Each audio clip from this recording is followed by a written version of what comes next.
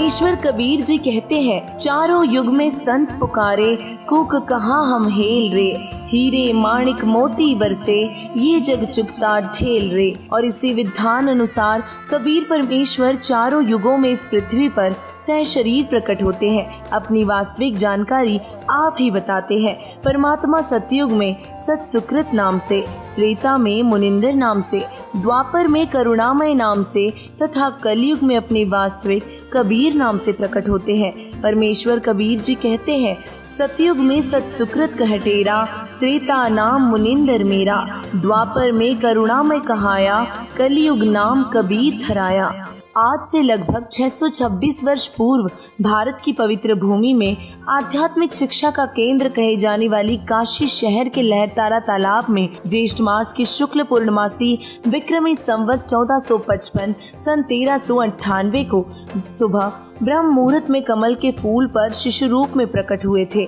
जहां नीरू नीमा नामक दो निसंतान दंपत्ति प्रतिदिन ब्रह्म मुहूर्त में स्नान करने जाते थे। प्रतिदिन की भांति नीरू नीमा ज्येष्ठ मास की शुक्ल पूर्णमासी विक्रमी संवत 1455 सन 1398 को भी ब्रह्म मुहूर्त में स्नान करने के लिए जा रहे थे। नीमा रास्ते में भगवान शंकर से प्रार्थना कर रही थी, हे भगवान शंकर, आपके दरबार में लालों की कमी है, एक लाल मुझे भी देते तो मेरा इस संसार में हिस्सा हो जाता। ये कहकर नीमा फूट फूट कर रोने लगी। तब नीरू ने धैर्य दिलाते हुए कहा, नीमा, हमारे भाग्य में संतान नहीं है, अगर होती तो भगवान पहले ही दे देते। आप रो मत, ऐसे रो रो कर अपनी आंखें खराब और कर लोगी। हमारा कोई उंगली पकड़ने वाला भी नहीं है। ये कहकर नीरू की आंखें भी भर आई और इसी तरह प्रभु की चर्चा व बालक प्राप्ति की याचना करते हुए उसी लहरतारा तालाब पर पहुंच गए। पहले नीमा ने स्नान करने के लिए तालाब में प्रवेश किया, उसके पश्चात नीरू ने स्नान करने को तालाब में प्रवेश किया। सुबह का अंधेरा शीघ्र ही उजाले में बदल जाता है। जिस समय नीमा ने स्नान किया था उस समय तक तो अंधेरा था। जब कपड़े बदलकर पुनः तालाब पर उस कपड़े को धोने के लिए गई जिसे पहनकर स्नान किया था, उस समय नीरू तालाब में स्नान कर रहा था। नीमा की दृष्टि एक कमल के फूल पर पड़ी जिस पर कबीर परमेश्वर छोटे से बालक रूप में एक पैर अपने मुख में ले रखा था तथा दूसरे को हिला रहे थे। नीमा ने अपने पति से ऊंची आवाज में कहा, देखना जी, कमल के फूल पर बालक है, कमल के फूल पर बालक है। ये तो बच्चे की चाह में बिल्कुल पागल हो गई है।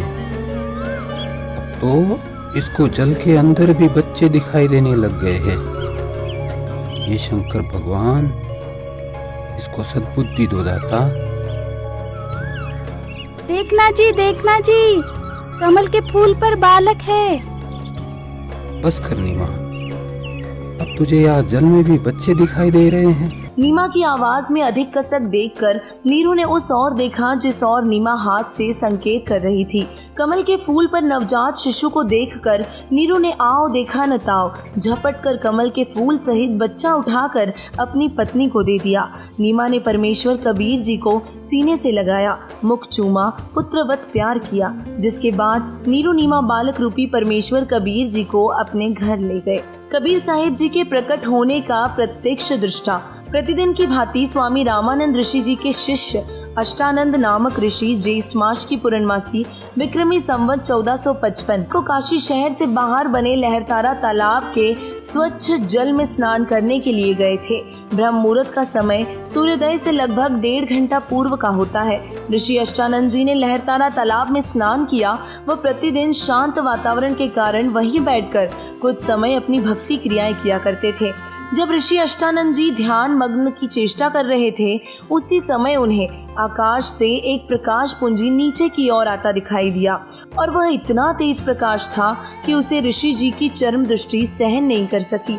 जिस प्रकार आंखें सूर्य की रोशनी को सहन नहीं कर पाती, सूर्य के प्रकाश को देखने के पश्चात आंखें बंद करने पर सूर्य का आकार दिखाई देता है, उसमें प्रकाश अधिक नहीं होता है। और इसी प्रकार प्रथम बार परमेश्वर के प्रकाश को देखने से ऋषि जी की आंखें बंद हो गई और बंद आंखों में शिशु को देखकर अष्टानंद जी ने फिर से आंखें खोली। ऋषि अष्टानंद जी ने देखा कि वह प्रकाश लहरतारा तालाब पर उतर गया, जिससे पूरा सरोवर प्रकाशमान हो गया था तथा देखते ही देखते वह प्रकाश जलाशय के एक कोने में सिमट गया। ऋषि अष्टानंद जी ने सोचा, आज यह मैंने कैसा दृश्य देखा। ये मेरी भक्ति की उपलब्धि है या कोई भ्रम। गुरुदेव से पूछता हूँ। और यह विचार करके ऋषि अष्टानंद जी अपनी शेष साधना को छोड़कर अपने पूज्य गुरुदेव रामानंद जी के पास पहुंच गए। स्वामी रामानंद जी को सर्व घटनाक्रम बताकर पूछा, हे गुरुदेव, कृपया मेरी शंका का निवारण कीजिए। यह मेरी भक्ति की कोई उपलब्धि है या कोई दृष्टि दोष। हे ऋषि जी, यह न तो भक्ति की उपलब्धि है और न आपका दृष्टि दोष। इस प्रकार की घटनाएं उस समय होती है जब ऊपर के लोकों से कोई देव पुरुष पृथ्वी पर अवतार धारण करने के लिए आते हैं और किसी स्त्री के गर्भ में निवास कर फिर बालक रूप धारण करके लीला करते हुए अपना अपेक्षित कार्य पूरा कर जाते हैं। अष्टानंद, कोई देव पुरुष ऊपर के लोकों से आया है। अब वह काशी नगर में किसी के घर जन्म लेकर अपना प्रारब्ध पूरा करेगा। उपरोक्त वचनों द्वारा ऋषि रामानंद जी ने अपने शिष्य अष्टानंद जी का शंका समाधान किया और इन सभी ऋषियों की यही धारणा रही है कि सर्व अवतार गण माता के गर्भ से ही जन्म लेते हैं, जबकि ऋग्वेद मंडल नंबर 9 सूक्त 93 मंत्र 2, ऋग्वेद मंडल नंबर 10 सूक्त 4 मंत्र 3 तथा यजुर्वेद अध्याय नंबर 40 मंत्र 8 में स्पष्ट करते हैं कि परमेश्वर कबीर जी जब शिष्य रूप में पृथ्वी पर आते हैं तो उनका जन्म माँ के गर्भ से नहीं होता, बल्कि वह स्वयं प्रकट होते हैं, जिसका प्रमाण आदरणीय संत गरीबदास जी महाराज जी ने दिया है कि असंख्य ब्रह्मांडों के रचनहार बंदी छोड़ कबीर परमेश्वर जी का जन्म माँ से नहीं हुआ था। गरीब अनंत कोटि ब्रह्मांड में बंदी छोड़ कहाए, सो तो एक कबीर है जननी जन्यान माए। पवित्र कबीर सागर अध्याय अगम निगम बोध पृष्ठ 41 में परमेश्वर कबीर जी अपनी जानकारी स्वयं बताते हुए कहते हैं, अवधू अभिगत से चल आया, कोई मेरा भेद मरम नहीं पाया, ना मेरा जन्म ना गर्भ बसेरा, बालक हो दिखलाया। काशी नगर जल कमल पर डेरा, तहाँ जुलाहे ने पाया, मात पिता मेरे कुछ नाही, ना मेरे घर दासी, जुल्हा को सुत आन कहाया, जगत करे मेरी हासी।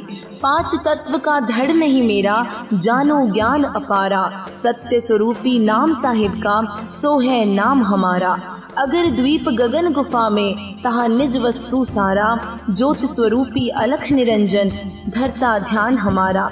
हाड़ चाम लहू नहीं मेरे, जाने सत्य नाम उपासी, तारण तरण अभय पददाता, मैं हूँ कबीर अविनाशी। और इसी दिन के उपलक्ष्य में 2 से 4 जून को कबीर परमेश्वर जी का प्रकट दिवस संत रामपाल जी महाराज जी के मार्गदर्शन में मनाया जाएगा। बंदी छोड़ कबीर परमेश्वर जी के प्रकट दिवस पर सतलोक आश्रम सिंहपुरा रोहतक हरियाणा, सतलोक आश्रम भिवानी हरियाणा, सतलोक आश्रम कुरुक्षेत्र हरियाणा, सतलोक आश्रम मुंडका दिल्ली, सतलोक आश्रम शामली उत्तर प्रदेश, सतलोक आश्रम खमानो पंजाब, सतलोक आश्रम धूरी पंजाब, सतलोक आश्रम सोजत राजस्थान, सतलोक आश्रम बैतुल मध्य प्रदेश, सतलोक आश्रम इंदौर मध्य प्रदेश, सतलोक आश्रम धनुषा नेपाल। कुल 11 आश्रमों में 2 से 4 जून 2023 को अखंड पाठ प्रकाश, विशाल भंडारे, दहेज मुक्त विवाह, रमैनी तथा रक्तदान शिविर का आयोजन किया जा रहा है। सभी भाइयों व बहनों से करबद्ध निवेदन है कि आप परमेश्वर कबीर जी के प्रकट दिवस पर सह परिवार पधार कर परमेश्वर प्राप्ति की वास्तविक जानकारी का ज्ञान प्राप्त करें और अपना आत्म कल्याण कराएं। वही इस भव्य कार्यक्रम का सीधा प्रसारण 4 जून 2023 को सुबह 9:15 से साधना टीवी पर और पॉपुलर टीवी पर होगा और इस विशेष कार्यक्रम का सीधा प्रसारण आप फेसबुक पेज स्पिरिचुअल लीडर संत रामपाल जी महाराज और यूट्यूब चैनल संत रामपाल जी महाराज पर भी देख सकते हैं।